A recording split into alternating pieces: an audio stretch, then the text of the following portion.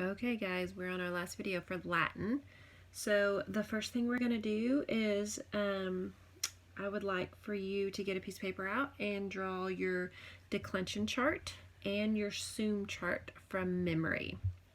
So get a piece of paper out, do that real quick, pause the video, and then come back. If there's anything that you miss, use another color and go in and correct that. But that right now, that should by now just be mastery. So we're just kind of keeping that on a drill. So pause the video and then do that, and then come back when you're finished.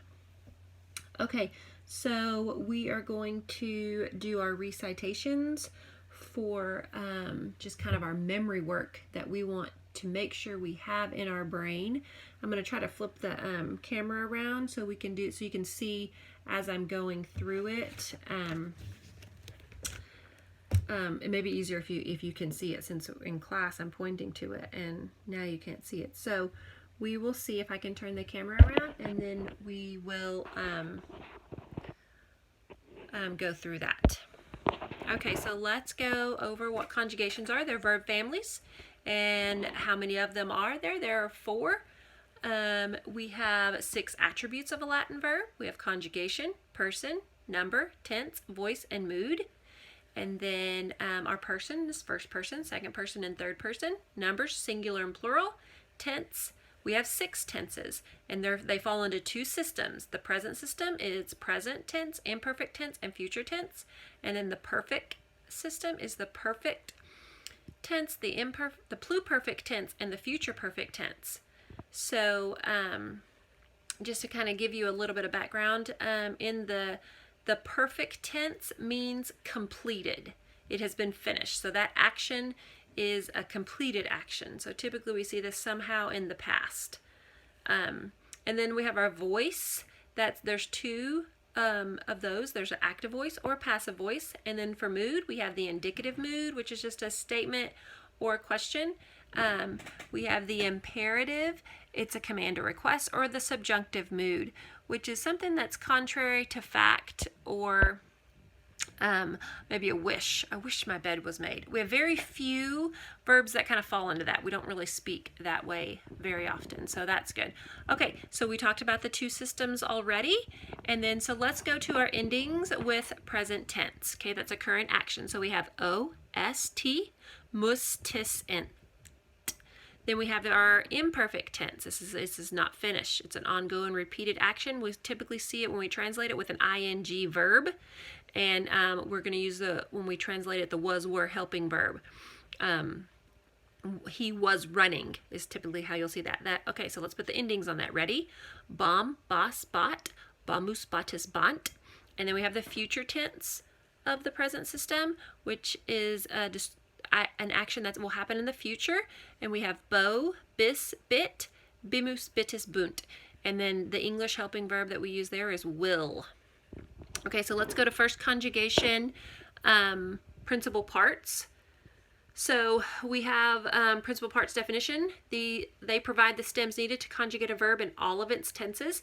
First principal part is, first conjugation is o, so that would be amo. Second principal part is are, amare, if you were putting that into amo. And then the third principal part is avi, avi, and that would be amavi.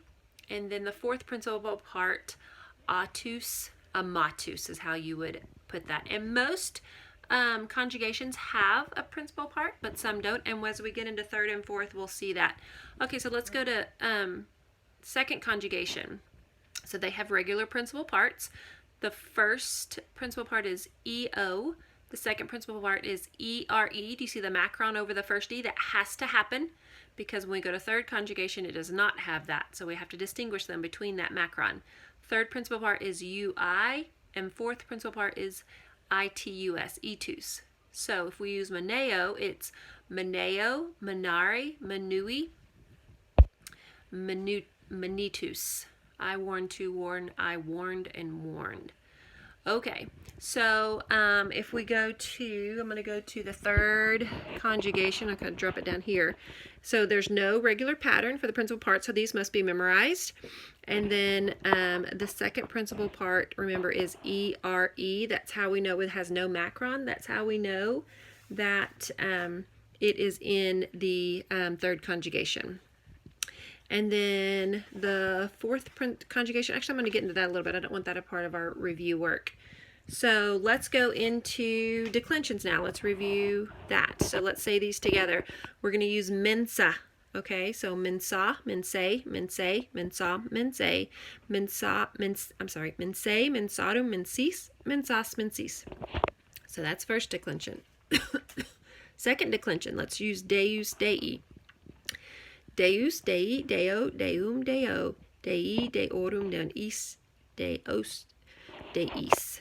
Okay, second declension, that was masculine. Let's go second declension, neuter. Remember our neuter rule. Nominative and accusative are the same, and then in plural, they're both a. Okay, so let's use balloon. Let's decline balloon. Balloon, belly, below, balloon, below, bella, bellorum, belis, bella, belis.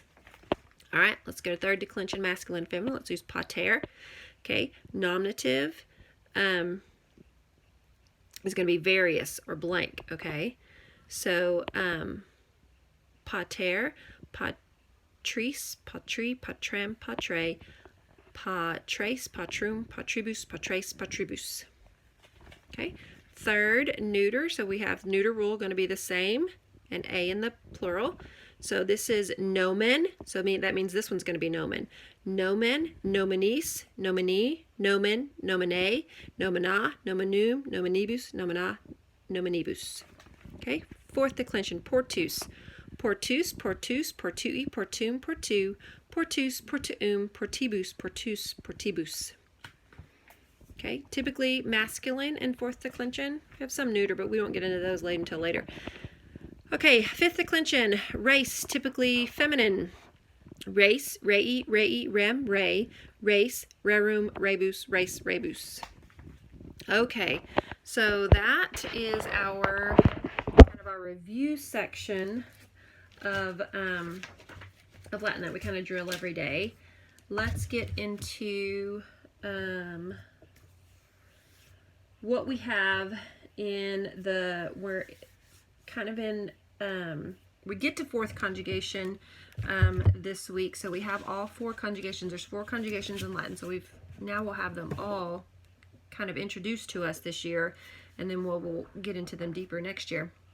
So remember, with third conjugation, it changed a little bit. Here, let me switch my camera around so you can see it. So if we're going to conjugate mito, remember we have the ost musticent still, but we add an I here. Mito, mitis, mitit, mitimus, mititis, mitunt.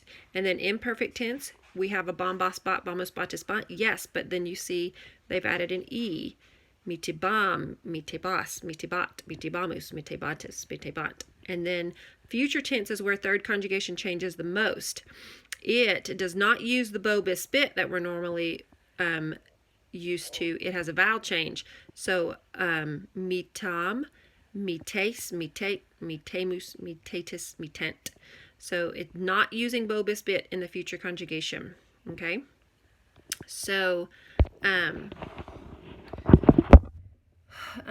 their principal parts do not follow a pattern, the four regular patterns that we have seen so far in the first two conjugations. But just remember that if we have the second principal part is ERE and it doesn't have a macron over the E, those are going to be third conjugation verbs. Those will go into that pattern of third conjugation. Okay, so let's get into fourth conjugation a little bit, kind of introduce that. It has some regular verbs that follow the regular pattern of the principal parts. Let's see if I can switch the camera and you can see that. Well, I won't. It's IO, IRE, IVI, and ITUS. EO, ERE, EV, ETUS. So the biggest one, the thing that I want you to remember is if it's the second principal part, how to classify it as a fourth conjugation. If its second principal part is IRE, those are fourth conjugation verbs. So IRE is that one. Now, because few verbs follow this principal part pattern, again, they have to be learned and memorized individually. So we will see that most of our fourth principal part ends in US and regular, but when they get to irregular, they'll end in UM. And there's a note that it can tell us. So in some fourth principal parts, they'll end in UM other than US, and this is a signal to us that this verb is going to be intransitive. And if you think back in essentials, a VI, when we label a sentence, verb intransitive means it's not transferring action to a direct object or something else in the sentence. So that verb is going to be intransitive, and it's going to be used impersonally in the passive voice. So that's kind of a cue. If that's irregular and that fourth principal part ends in UM, it's going to be an intransitive verb, and it's going to go to the passive voice. And we haven't even got into passive voice. Henley just brings this up as a clue. So I wanted to point that out so we kind of just have that. So remember that IRE, second principal part, is the fourth conjugation verb. Now I am going to switch the camera because when I go over the conjugating these in its present system, in the present, the imperfect tense, and the future tense, because they change.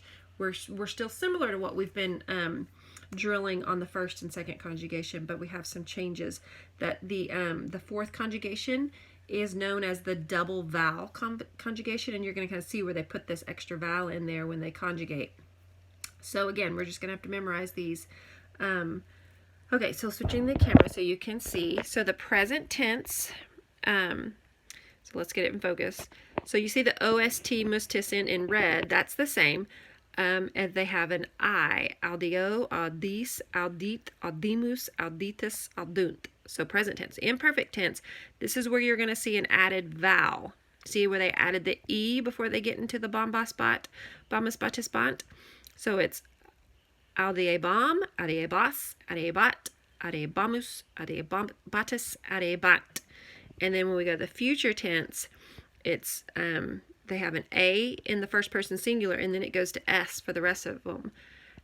Audiam, audiace, audiate, audiemus, audietus, audiate. And that's where you get that double vowel. You see the I, A, I-E, I-E, I-E, I-E, I-E. And then again, you see I-E in the imperfect tense. So that's kind of where they have that, that clue, the second, or the double vowel conjugation. Okay, so you're going to work on lesson 13 this week. It's on page 168 to 171. Drilling your vocab, grammar, and then working on your translations. And I think that wraps it all up for week 10. So if you have any questions or you need help with anything, just have your mama call me, or you can send me a text or anything. And y'all have a great week, and we will talk to you soon. Bye, guys.